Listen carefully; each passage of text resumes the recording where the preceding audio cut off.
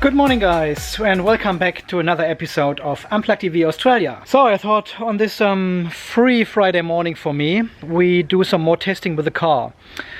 And I've answered this question multiple times in my videos already, but I would like to do a dedicated video about this topic.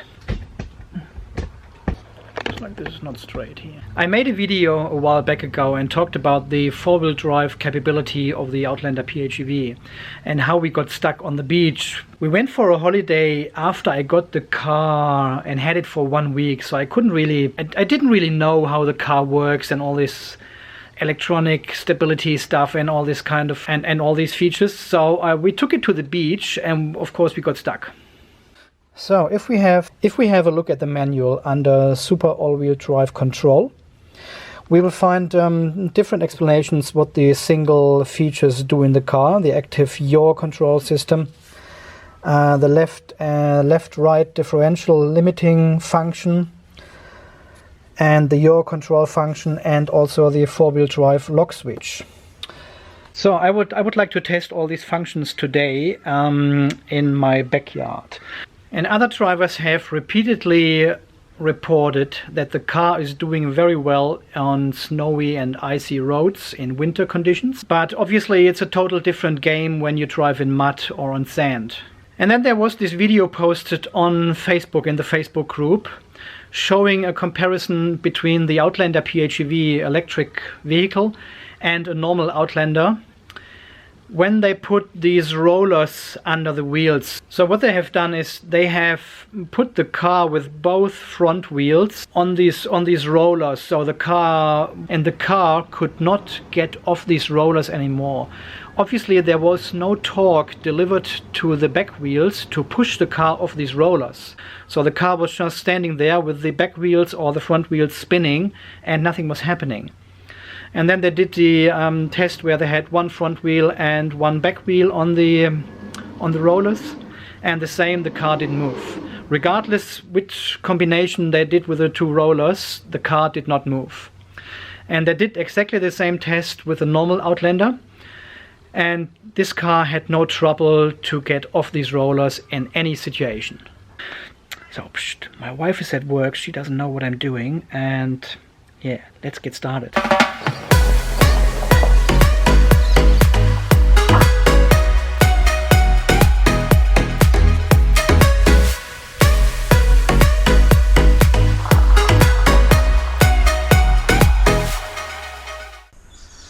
Okay, let's see if we can get up this hill here.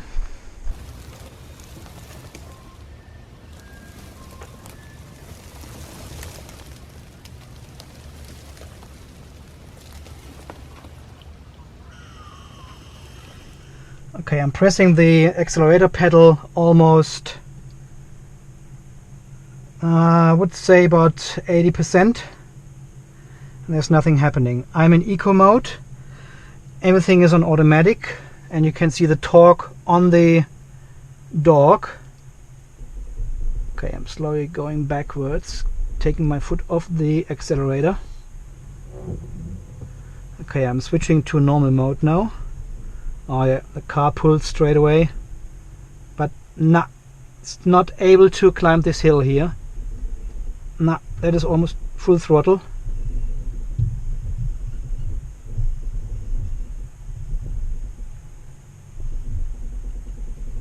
Oh yeah, it would do it. There's a tree in front of us. Okay, so we leave the car as it is now here. Park, handbrake, and hope it's not rolling back. Let's see what's happening.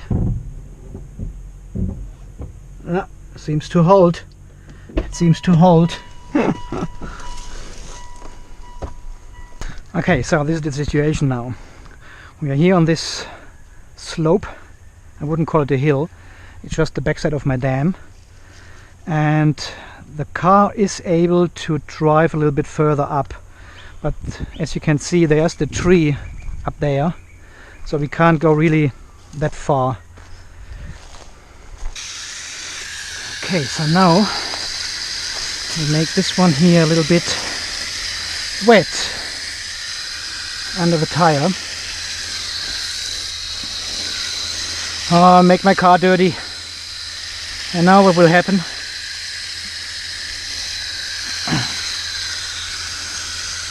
Okay, I'm spraying some water here at the top here as well.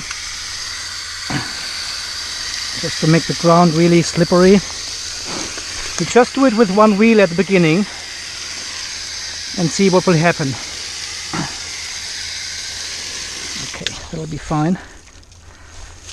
That'll be fine. Super all-wheel drive control. Everything is normal. No four-wheel drive lock. Normal mode. And we have the super all-wheel drive control. The what is called turned on. Okay, so putting it neutral. Letting it roll back a little bit. Okay, that'll be fine.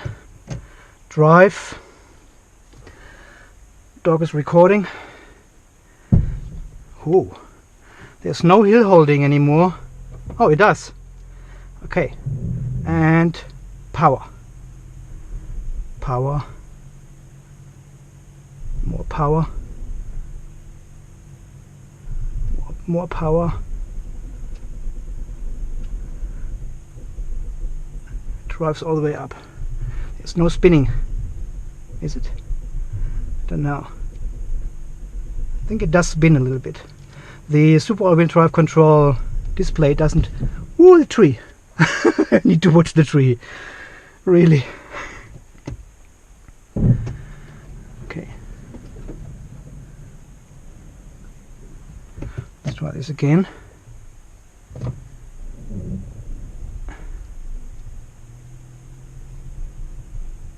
Can hear the motors. 125 Newton meter of torque. And this is almost full throttle now. Yeah, it goes up.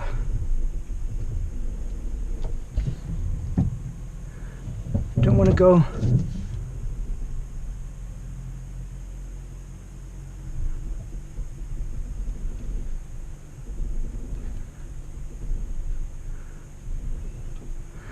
Okay, there's no spinning. I need more water. I can't get out here.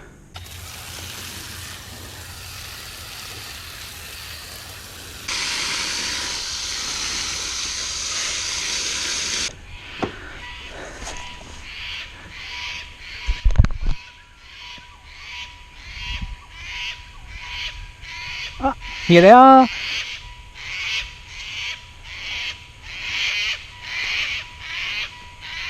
They are quite loud, these cackadoos. Okay, so back in the car.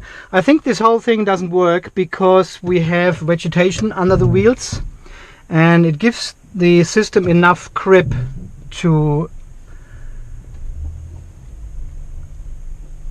drive the car up this hill here, even on in these wet conditions. Okay, there's nothing happening between 30 and 80% accelerator. Just the torque increases. Yeah, and then at 80% it kicks really in. There's still, unless this is the slipping already, I can't see it from the inside. Whoop, the tree. Okay, so let's go down again. And let's turn off the super duper all-wheel drive control. So you will get this little symbol there in the cockpit, this yellow one. It's turned off now. Let's see what we get now. Okay, so going up the hill again.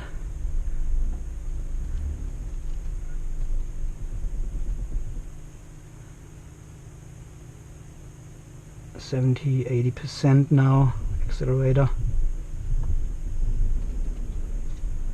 It will go up this hill in electric mode, and you can see the power actually going into the system is 9.2. It says plus 9.2 to hold the car. It's not driving the car, it's holding the car. That's 10 kilowatt of energy going into the car now. Seems like. Yeah, there's no difference. I'm too scared with this tree. There's no difference when I turn this off. Okay, and now we press the twin motor 4-wheel drive lock. And try again in drive mode. We've used one blue bar already for the battery. So this is now in 4-wheel drive lock.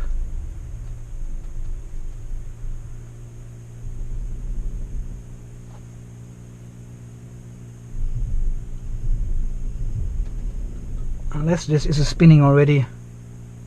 This little stuttering we can feel. It might be the spinning. But if so, it does a great job. Look at this, I can easily... I don't want to hit this tree. Really don't. I'm not sure if I can go around it. Opa. No hill holding and drive. And 195 Newton meter. There's another tree in front of us, so that's the maximum we can do. There's no slippering shit happening.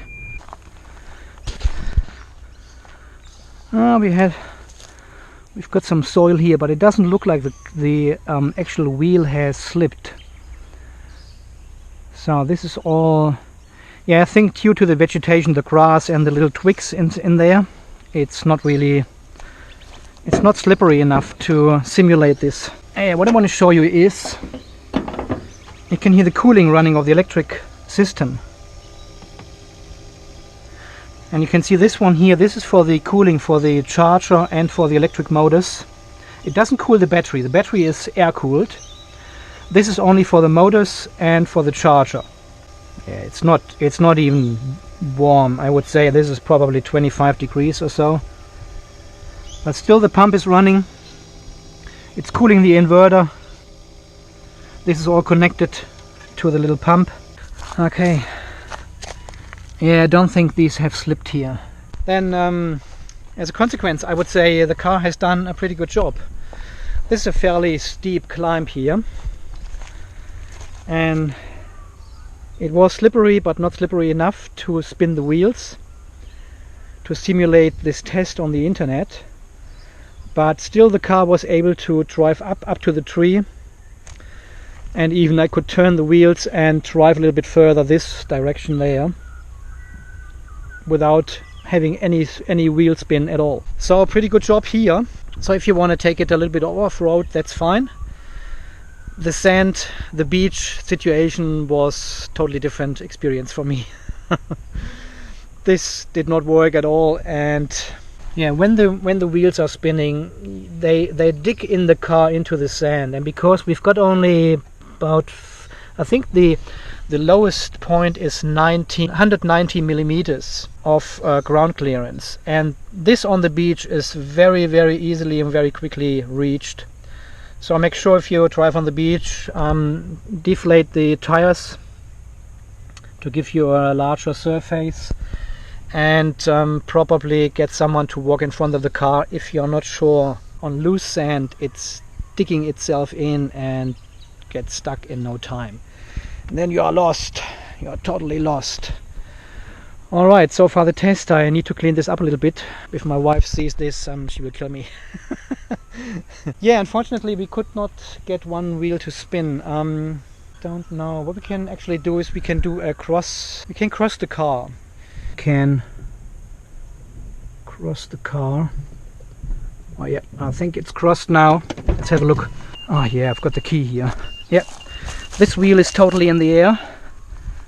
It's totally in the air. Alright, I need a camera here. Drive mode.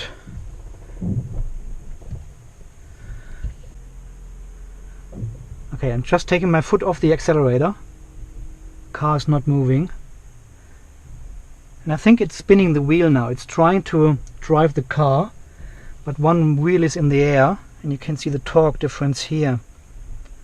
The rear motor is spinning, obviously, but it can't drive the car, and the front motor is getting some torque. Okay, when I press the brake, it all stops. I take my foot off the brake, the creep comes in, and the rear motor is spinning one wheel now, and I'm just pushing the super all-wheel drive. See what the display does. It tries to drive the car, but it can't.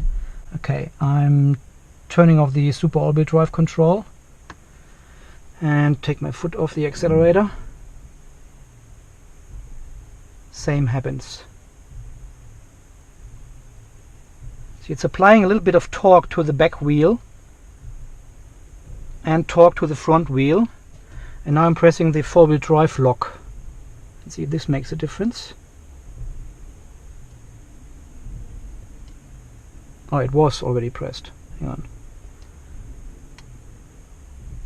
There's no difference at all. You can feel the car a little bit shaking when the torque kicks in from the back. So if I press the accelerator now, yeah, we've got a spinning front wheel.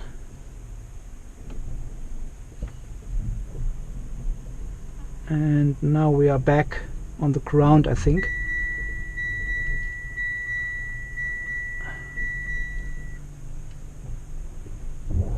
Ah, yeah, spinning front wheel,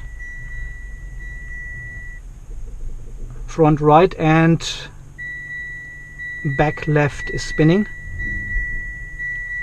But now we've got ground again.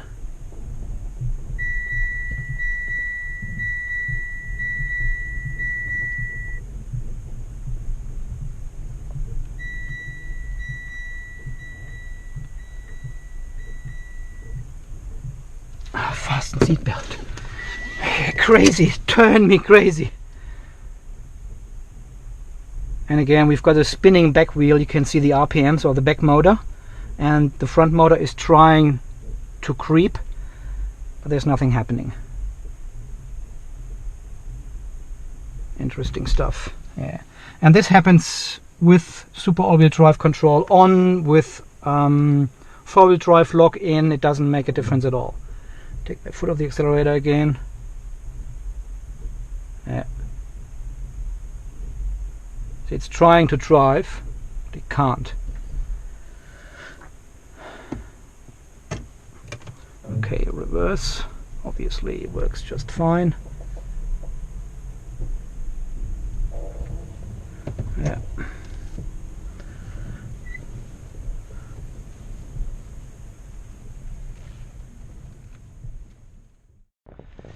Oh yeah, we've got some marks here. That's where the back wheel was spinning a little bit and trying to propel the car.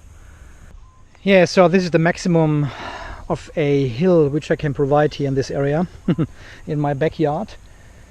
And obviously the electric drivetrain front and back motors are strong enough to push the car up this hill even in wet conditions.